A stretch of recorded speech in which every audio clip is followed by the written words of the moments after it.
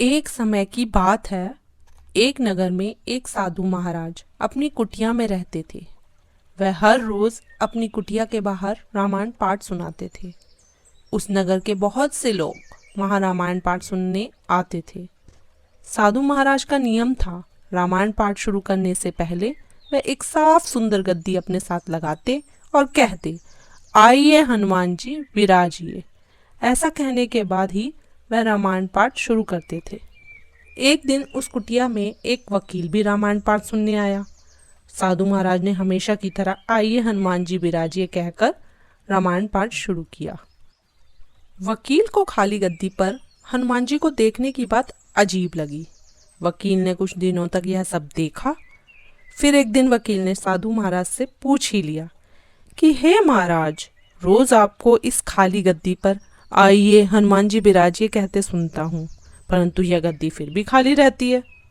साधु महाराज कहते हैं कि यह मेरी अपनी आस्था है कि हनुमान जी रामायण पाठ करते समय उस जगह विराजमान होते हैं।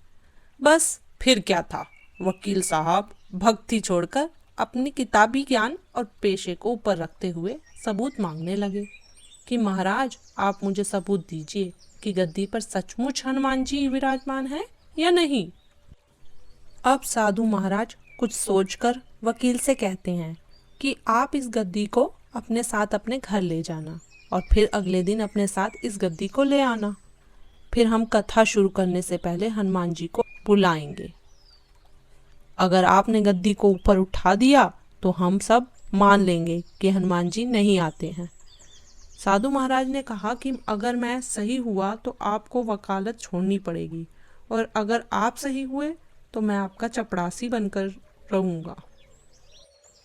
फिर वकील साहब गद्दी लेकर अपने घर चले जाते हैं।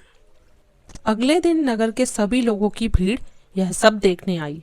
अब गद्दी को रखा गया और साधु महाराज ने अपनी पूरी श्रद्धा और विश्वास के साथ कहा कि आइए हनुमान जी विराजिए। और साधु मन ही मन भगवान से बोले, प्रभु आज मेरी भक्ति और आस्था की लाज रखना।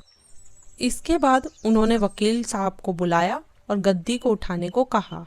वकील साहब ने हाथ आगे बढ़ाया और गद्दी को छू भी ना सके। ऐसा उन्होंने 3 बार किया, पर फिर भी गद्दी को छू ना सके।